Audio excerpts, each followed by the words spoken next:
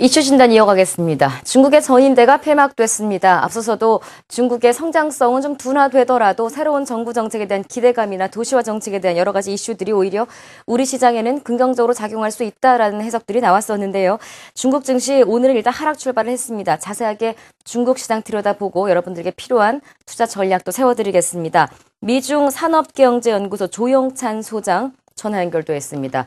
조영찬 소장님 안녕하십니까? 예, 안녕하십니까? 네, 지난주에는 스튜디오에서 뵀었는데 전화로 뵈니까 조금은 아쉽습니다만 전인대가 폐막이 됐습니다. 일단 중국 분위기 오늘 하락 출발하면서 조금 더 낙폭을 늘리고 있는 듯도 한데요. 중국 시장 분위기, 중국 시장의 향후 흐름 어떻게 보십니까?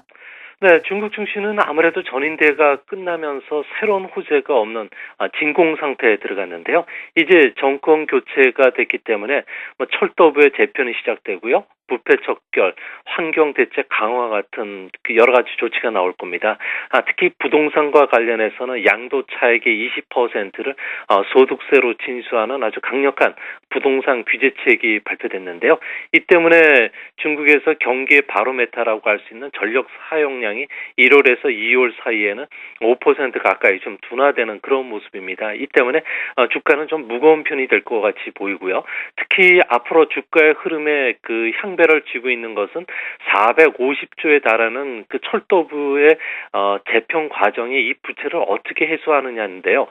증권 시장에 그 유동화시키는 방안이 떠오르고 있는데 만약 이렇게 됐을 경우에 증시 수급은 더 꼬이면서 앞으로 향후 증시에 내건이 될 가능성이 높습니다.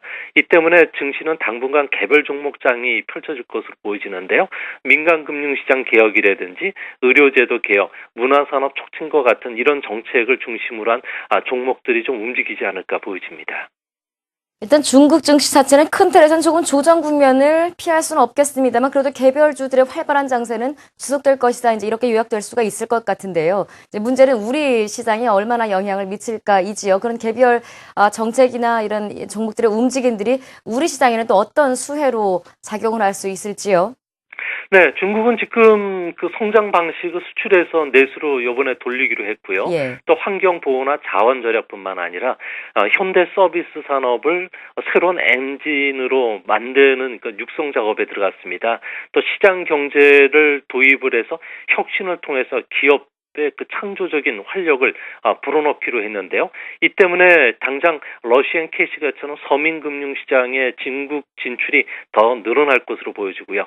리스나 창업투자, 프로젝트 파이낸싱, 증권회사, 보험사들의 대중국 진출이 좀 활발해질 것으로 보여집니다. 특히 환경과 식품 안전을 중시하면서 공기청정기라든지 웰빙용 음식료 그리고 분유뿐만 아니라 수질 토양 오염을 개선시키기 위해서 엄청난 자금들이 투입되는데요. 이렇게 되면 친환경 발전이라든지 쓰레기 발전 그리고 하수 처리 기업들의 대중국 진출도 한층 활발해질 것으로 보여집니다. 특히 우리가 경쟁력을 갖고 있는 부분이 이 서비스 산업 부분인데요. 중국은 의료보험이라든지 그리고 질병 예방, 의료 장비 쪽에 그 대중국 진출하는데 상당히 문호를 개방할 것으로 보여집니다.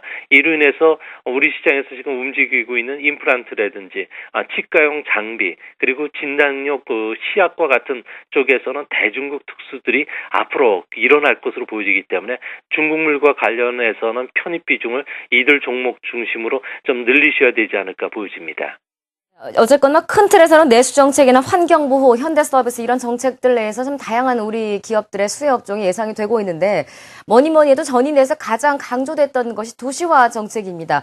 우리 시장에서도 많이 언급은 됐었는데요. 구체적으로 도시화 정책이 어떤 것인지도 좀 짚어주시고요. 관련된 우리나라 기업들, 종목들도 좀 차근차근 짚어주시기 바랍니다. 네, 중국은 앞으로 10년간 7천조 원을 도시화 쪽에 투입하면서 성장 사이클을 새롭게 만들 예정으로 있는데요. 이를 위해서는 정부화 수준을 좀 높이는 작업들을 하게 될 것이고요. 또 에너지 절약이라든지 환경 보호 쪽에 집중 투자하게 됩니다. 그리고 지하나 지상의 인프라 를 선진국 수준으로 끌어올릴 것으로 예상이 되고요. 또 녹지시설 확대뿐만 아니라 임업산업을 육성해서 아름다운 중국을 건설해 준다 그럽니다. 이를 통해서 중산층의 그 문화혁명을 추진하겠다는 이야기인데요. 이 때문에 도시와 관련해서 제일 먼저 내놓는 정책이 에너지 절약 그리고 신에너지 자동차에 대한 보조금을 주는 소비 활성화 대책이 곧 나올 것으로 보여집니다. 지금 중국에서 논의되고 있는 내용들을 보면은 자동차의 연비 성능에 따라서 보조금을 16단계로 차등해서 지급하는데요. 연비를 20% 절감하는 차량을 최저 하한선을 두고서 3,000위엔 이상이 지급이 된다 그럽니다.